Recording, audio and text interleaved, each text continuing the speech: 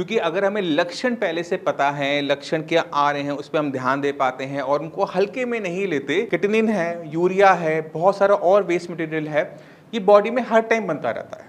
और जब किटनिन इकट्ठा होता है तो हम ये मान लेते हैं कि बाकी सारा वेस्ट मटेरियल भी बॉडी में इकट्ठा हो रहा है। अगर कोई डॉक्टर ये कह दे कि आपकी किडनी खराब हो रही होगी, शायद इसी वजह से आपको वीकनेस आ रही होगी, डॉक्टर बेकार है। नमस्कार, मेरा नाम है डॉक्टर पुरु धवन और आज इस वीडियो में हम बात करने वाले हैं किडनी फेलियर के मुख्य लक्षणों के बारे में। क्योंकि अगर हमें लक्षण पहले से पता है, लक्षण क्या आ रहे हैं, उस पर हम ध्यान दे पाते हैं और उनको हल्के में नहीं लेते, तो किडनी फेलियर को हम बहुत पहले ही पकड़ सकते हैं और उस पर बहुत अच्छा काम कर सकते हैं। क्योंकि हम सब जानते हैं कि जो किडनी फेलियर बीमारी है ना, वो साइलेंट किलर की तरह है। आपकी बॉडी में किडनी खराब हो रही होती है और कोई सिम्टम पैदा ही नहीं होता। मोस्ट ऑफ द केसेस में आप महसूस ही नहीं कर पाते। तो आपको अपनी शरीर की छोटी छोटी बारीकियों पे नजर डालनी पड़ती है, उन्हें समझना पड़ता है कि उसका क्या मतलब हो सकता है। तो आज शुरुआत करते हैं इसी से कि किडनी जब खराब होनी शुरू होती है तो क्या लक्षण देती है, जब खराब ज्यादा हो जाती है तो क्या होती है, जब किडनी पूरी खराब हो जाती है तो क्या लक्षण हो। तो शुरुआत करते हैं सबसे पहले जब किडनी बिल्कुल ठीक काम कर रही है, किडनी नॉर्मल है और सिर्फ एक लक्षण पैदा होता है, वो है यूरिन में प्रोटीन का आना। किडनी का बॉडी में काम क्या है? वाटर को रेगुलेट करना, सॉल्ट को रेगुलेट करना, यही सब काम है ना, गंदगी को बाहर निकालना, यही काम है। बट वो एक और काम करती है, वो है प्रोटीन को बॉडी के अंदर होल्ड करना। अब इसको कैसे करती है वो समझाना बड़ा मुश्किल काम है, तो आप इसको माइंड में इस तरह से रखो कि जो प्रोटीन है जो ब्लड में फ्लो कर रहा होता है वो किडनी को पास नहीं कर पाता और आपके यूरिन में प्रोटीन नहीं होता या फिर बहुत थोड़ा सा होता है जिसका कोई मायने नहीं होते। मगर जब किडनी खराब होनी शुरू होती है, मान लो बीपी से हुई, शुगर से हुई या कोई भी कारण हो, आईजीए नेफ्रोपैथी हो, तो पहला लक्षण जो पैदा होता है किसी के शरीर के इंसान के अंदर वो है यूरिन के अंदर प्रोटीन आना। तो यूरिन क्या होगा? प्रोटीन की वजह से गदला सा हो जाएगा। जब आप यूरिन करेंगे तो उसमें खूब सारी झाग बनेगी और वही आपको बताता है कि कुछ ना कुछ किडनी के साथ गलत हो रहा है। अब ये पहला लक्षण, जब किडनी का लेवल नॉर्मल है। अब जब किडनी खराब होती है तो धीरे धीरे उसकी काम करने की क्षमता कम होनी शुरू होती है। तो किडनी हम देखते हैं 0.5 to 1, 1.1, 1.2, 1.3 लैब में फ़र्क होता है, तो ये थोड़ा वेरिएबल होता है। तो 0.5 to 1 तक ना, यहाँ पे हमें कुछ पता ही नहीं लगता कि किडनी के साथ क्या गलत है, क्या गलत नहीं है। क्यों? क्योंकि जब किडनी को 30% का मिनिमम डैमेज हो जाता है उसके बाद ही किडनी की वैल्यूज बढ़नी शुरू होती हैं। यानी अगर मेरा किडनी लेवल 1.1 भी आ रहा है तो 30% किडनी डैमेज करने के बाद आ रहा है, उससे पहले वो नहीं पड़ेगा। क्योंकि किडनी के पास अपनी क्षमता है अपने काम की क्षमता को बढ़ा लेने की। यानी अगर मान लो 30% नुकसान भी हुआ ना तो अपने अंदर थोड़ी सी एडजस्टमेंट करेगी और खून को साफ रखेगी। बट जैसे 30% तक नुकसान हो जाता है तो किडनी इसको हैंडल नहीं कर पाती। इसी वजह से किडनी जो शरीर में बन रहा है अब वो ब्लड में इकट्ठा होना शुरू हो जाता है और वहीं पे हम जाकर हमें पता लगता है रिपोर्टों से कि कुछ ना कुछ किडनी के साथ गलत हो रहा है। किडनिन है, यूरिया है, बहुत सारा और वेस्ट मटेरियल है, ये बॉडी में हर टाइम बनता रहता है। और जब किडनी इकट्ठा होता है तो हम ये मान लेते हैं कि बाकी सारा वेस्ट मटेरियल भी बॉडी में इकट्ठा हो रहा है। तो जब तक इसके लेवल कम है तो आपकी बॉडी को कुछ महसूस नहीं होगा, कुछ भी महसूस नहीं होगा।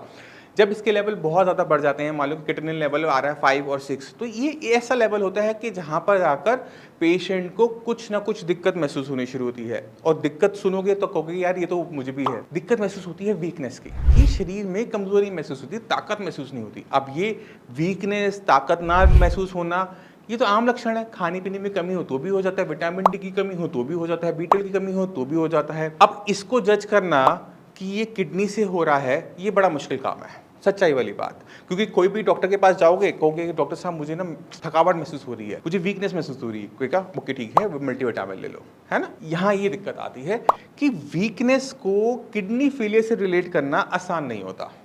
अगर कोई डॉक्टर ये कह दे कि आपकी किडनी खराब हो रही होगी, शायद इसी वजह से आपको वीकनेस आ रही होगी, डॉक्टर बेकार है, तो ये इतना कॉमन लक्षण है कि हर दूसरे इंसान को महसूस हो जाता है। हम कहीं शॉपिंग कर कर आते हैं तो बॉडी में थकावट हो रही होती है, जिम चले गए तो थकावट होती है, पार्टी रात भर लेट कर ली तो थकावट हो जाती है। तो थकावट एक ऐसी चीज़ है जो हर दूसरे तीसरे दिन आपकी बॉडी को महसूस होती रहती है। अब उसको रिलेट करना तो थोड़ा सा दिक्कत वाला हो जाता है। अब जैसे जैसे और क्रिएटिनिन के लेवल बढ़ते हैं तो बॉडी में और टॉक्सिक मटेरियल इकट्ठा हो रहा है। अब वहां पर जाकर जब आपके क्रिएटिनिन लेवल 8-9 के आसपास आना शुरू होता है तब बॉडी में इतना टॉक्सिक मटेरियल इकट्ठा हो चुका होता है कि वहां पे सिम्टम्स बढ़ जाते हैं। अब ये जो सिम्टम है ना, ये हर बॉडी में डिफरेंट डिफरेंट तरीके से आते हैं।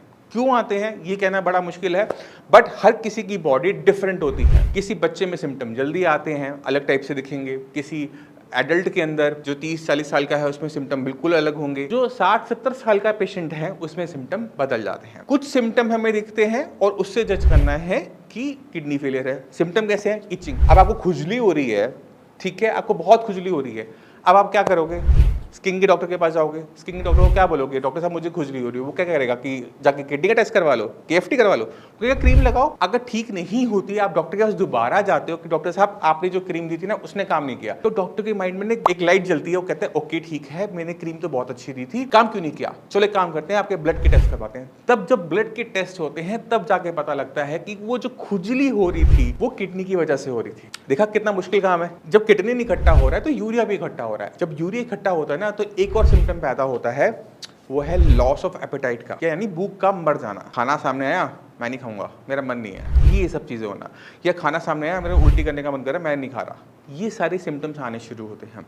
तो अब ये जो सिम्टम है ये भी कोई खराब नहीं है, ऐसा कोई कॉमन बड़ा सिम्टम नहीं कि देख के बोल दोगे कि ये किडनी की वजह से हो रहा है। क्योंकि अगर मान लो आपका पेट में गैस हो रही है, एसिडिटी हो रही है, तो उस टाइम में खाना खाने का मन नहीं करता। अब उसको देख के ये कहना कि किडनी खराब हो रही है, ये बड़ा मुश्किल काम होता है। बट ये जो हो रहा होता है ये यूरिया की वजह से हो रहा होता है कि हमारा पेट खाली भी है, हम उसे महसूस नहीं कर पाते, तो इस वजह से ये सिम्टम पैदा होता है। अब ये तो हो गए कॉमन सिम्टम के बारे में। अब एक और कॉमन सिम्टम के बारे में बात करते हैं, वो है खून की कमी।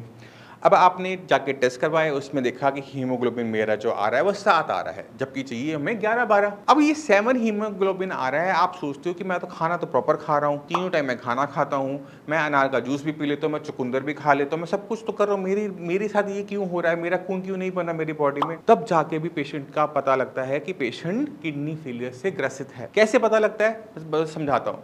हमारी जो किडनी होती है वो एक हार्मोन बनाती है जिसका नाम है एरिथ्रोपोइटिन। एरिथ्रोपोइटिन का काम क्या होता है कि आयरन लिया, प्रोटीन लिया, फॉलिक एसिड, B12 सबको आपस में मिलाया और हमने बना दिया हीमोग्लोबिन। अब अगर इसमें सब कुछ समान है, फॉलिक एसिड है, B12 है, आयरन है, प्रोटीन है, बट एरिथ्रोपोइटिन नहीं है, क्योंकि किडनी खराब हो गई है, वो कम बना रही है या नहीं बना पा रही, तो हीमोग्लोबिन बन नहीं पाता और हमारा हीमोग्लोबिन लेवल डाउन होना शुरू हो जाता है। और ये जो हीमोग्लोबिन डाउन हुआ इसकी वजह से और सिम्टम पैदा होते हैं। क्या होगा? सांस का फूलना, 10 कदम चलोगे, सीढ़ियां चढ़ोगे, उतरोगे, ये सब शुरू हो जाता है। या फिर आपको थकावट महसूस होती है, नींद बहुत ज्यादा आती है कि मन करता है बस सोते रहो सोते रहो। तो ये जो सिम्टम है ये भी बहुत जनरल है कि खून की कमी हो ना, खून की कमी तो भाई मान लो कि पाइल्स की दिक्कत है, ब्लीडिंग ज्यादा हो गई तो भी हो जाता है।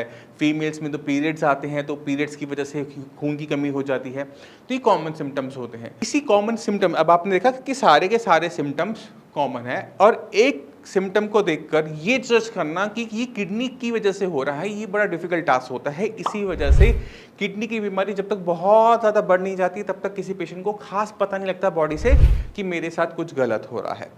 मगर आपने आज ये वीडियो देखी है, आपको पता है कि अगर कोई भी 2 सिम्टम जो मैंने बताया, कोई भी 2 सिम्टम आपको एक साथ देखने को मिल रहे हैं ना, दिक्कत है। आपको थकावट महसूस हो रही है, आपको हो सकता है कि किडनी की दिक्कत हो, तो आपने क्या करना है? यूरिन का टेस्ट करवाना है, क्योंकि यूरिन में प्रोटीन आना ये सबसे पहला सिम्टम है और ये होगा ही होगा। मोस्ट ऑफ द केसेस में 90% केसेस में ये होगा ही होगा। तो ज़रूरी है कि अपना यूरिन का टेस्ट करवाओ, अपना KFT करवाओ और उसके बाद कुछ करो। और मैं अपने सारे के सारे जो व्यूअर्स हैं उनको मैं एडवाइस करता हूँ कि आप कुछ ना हो ना, जैसे हम इंश्योरेंस, हेल्थ इंश्योरेंस लेते हैं, इंश्योरेंस इसलिए लेते हैं कि अगर हम बीमार पड़ जाएं तो हमारा खर्चा हमें अपनी जेब से ना देना पड़े, कंपनी दे, है ना। मगर आपको अपना पीरियोडिक टेस्ट, हेल्थ चेकअप करवाते रहना चाहिए और डॉक्टर की ज़रूरत नहीं है। आप कोई भी लैब जो आपके घर के आसपास हो उसको सेट कर दो कि ओके ठीक है, हर 6 महीने में तो भाई आ जाइयो, मेरा खून ले जाइयो और मेरे को रिपोर्ट दे दियो कि मेरे साथ सब कुछ ठीक चल रहा है या नहीं चल रहा। उसमें यूरिन का टेस्ट, उसमें ब्लड का टेस्ट इंक्लूड करवा के रखा करो। और जिन पेशेंट्स को हार्ट की कंडीशन है, जिनकी फैमिली में, जिनके फोर फादर्स में हार्ट की कंडीशन रही है, वो उसमें ECG भी ऐड करवा सकते हैं, क्योंकि अब घर पर भी ECG हो जाता है। तो घर बैठे बैठे टेस्ट करवाओगे तो क्या होगा, बीमारी को बहुत बहुत पहले ही पकड़ लोगे, और जितनी जल्दी इसको पकड़ लोगे उतनी जल्दी इस पे काम कर कर इस पे कंट्रोल ले सकते हो। क्योंकि अगर आपने बीमारी को स्लो डाउन भी कर दिया तो आप अपनी नॉर्मल एज जी जाते हो। मान लो जैसे एक पेशेंट है 40 इयर्स का और उसको दिक्कत हो रही है यूरिन में प्रोटीन आने की, उसको पता लग गया। अब जब उसे पता लग गया कि मेरे यूरिन में प्रोटीन आ रही है, उसने सारा चेकअप करवा लिया, क्रिएटिनिन लेवल नॉर्मल है, तो वो क्या करेगा? अगर उस बीमारी को, उस लक्षण को गंभीरता से लेता है तो क्या करेगा? देखेगा कि प्रोटीन क्यों आ रहा है, किडनी को नुकसान क्यों हो रहा है, क्या बीपी नुकसान पहुंचा रहा है या शुगर नुकसान पहुंचा रही है। अगर मान लो बीपी ज्यादा बढ़ा रहता है तो उसे समझ में आ जाएगा कि मेरे बीपी की वजह से मेरी किडनी को नुकसान हो रहा है और मुझे इस बीपी को कंट्रोल करने की जरूरत है। अब पेशेंट बहुत एक्टिव था अपनी हेल्थ को लेकर, उसने क्या किया? बीपी की मेडिसिन प्रॉपर तरीके से लेने लगा, खाने में नमक कम कर दिया, लाइफ स्टाइल सुधार ली।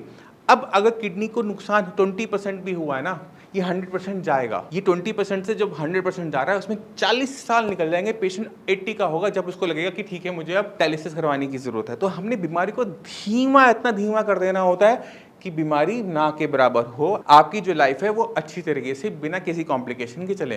क्योंकि किडनी के अंदर जो नुकसान हो गया, जो एरिया टिश्यू मर गया है, वो तो मरा ही रहेगा, वो जिंदा नहीं होने वाला। बट जो हेल्दी टिश्यू है उसकी हेल्थ को मेंटेन करना वो आप सभी के हाथों में होता है। इसलिए जितनी भी वीडियोस होती है मैं हमेशा जोर देता हूं कि बीमारी की जड़ पे जाओ, किडनी क्यों खराब हो रही है उसको पकड़ो, क्योंकि 80% केसेस के अंदर हमारे हाथ में कंट्रोल होता है। बीपी बढ़ रहा है, बीपी की मेडिसिन देके कंट्रोल है ना उसका, शुगर की दिक्कत है, डायबिटीज बढ़ी हुई है, तो हमारे पास कंट्रोल है उसका। अब जो 20% बच जाती हैं वो जेनेटिक डिसऑर्डर्स होती हैं, polycystic kidney, IgA nephropathy, unknown aetiology है, पता नहीं क्यों हो रही है, लूपस नेफ्राइटिस पता नहीं क्यों हो रही है, बट हो रही है। ऐसी बीमारियों में मैं मानता हूं कि हाथ टाइट होते हैं, हम ज्यादा कुछ नहीं कर पाते, बट जिनमें हम 80% में कर पाते हैं वहां तो हमें एक्टिवली काम कर लेना चाहिए। अब पेशेंट मेरे पास आता है, डॉक्टर साहब देखो मेरा बीपी इतना आ रहा है, कितना आ रहा है? 140/90। कह रहा नॉर्मल तो है। ये नॉर्मल नहीं है, ये नॉर्मल इंसान जिसकी किडनी खराब नहीं है उसके लिए नॉर्मल हो सकता है, बट आपके लिए नहीं है। आपको अपना बीपी थोड़ा सा 5 पॉइंट 10 पॉइंट नीचे की तरफ रखो ना, किडनी को आराम देने दो ना, क्योंकि किडनी पे जितना लोड डालोगे वो पहले से खराब हो चुकी है, जितना लोड डालोगे वो इसको और मुश्किल होगी ना, उसके लिए टिश्यू और डैमेज होगा। तो बीपी को थोड़ा सा नीचे रखो, शुगर को कंट्रोल रेंज में रखो। और मैं क्या रेंज देता हूँ? मैं देता हूँ 180 का। आपकी फास्टिंग हो, पीपी हो, रैंडम हो, 180 से नीचे रखो, आपकी शुगर फिर भी बनी रहेगी, मैं मानता हूँ, बट आपकी किडनी को डैमेज नहीं होगा। तो ये बहुत बेसिक चीजें होती हैं जिसे हर किसी को समझना चाहिए, चाहे वो नॉर्मल हेल्दी इंडिविजुअल हो, चाहे वो किडनी फेलियर का पेशेंट हो। अगर आप इन दो चीजों पे कंट्रोल कर लेते हो ना तो 80% बीमारी तो वैसे ही कट गई ना।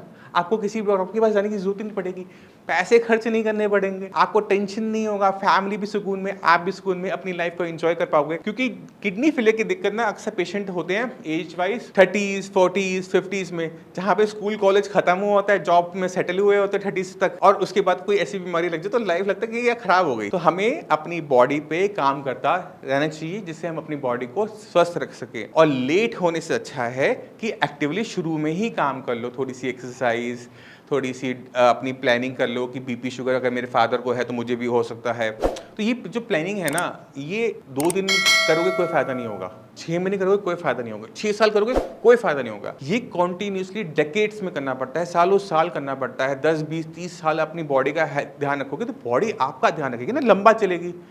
अगर बॉडी में एक ऑर्गन भी खराब हो गया तो पूरी बॉडी कोलैप्स करती है, क्योंकि किसी भी एक ऑर्गन के फेलियर के बाद बॉडी को सर्वाइव कैसे कर पाओगे। तो बहुत इंपॉर्टेंट है अपनी बॉडी पे शुरू पे ही काम करना। और उसकी परफेक्ट एज मैं आपको बता देता हूँ कि जैसे ही आपका कॉलेज खत्म होना तो पार्टियां हो जाती खत्म, जैसे ही आपकी जॉब लगे ना तो अपनी बॉडी पे काम करना शुरू करो। और ये सबसे बेस्ट तरीका होता है अपने आप को बीमारियों से बचाने का, क्योंकि बीमारी आपने इंश्योरेंस भी ले रखा है 10 लाख का 20 लाख का, खत्म हो जाएगा ऐसी बड़ी बड़ी बीमारियों में। कैंसर कितना फैला है, किडनी फेलियर की बात करें, सोचो तो सही एक बारी कि पहले क्या हमें कैंसर की इतनी कंप्लेंट्स देखते थे, बट आप देखोगे कि कितने पेशेंट हैं इंडिया में, कैंसर कितने तेजी से फैल रहा है।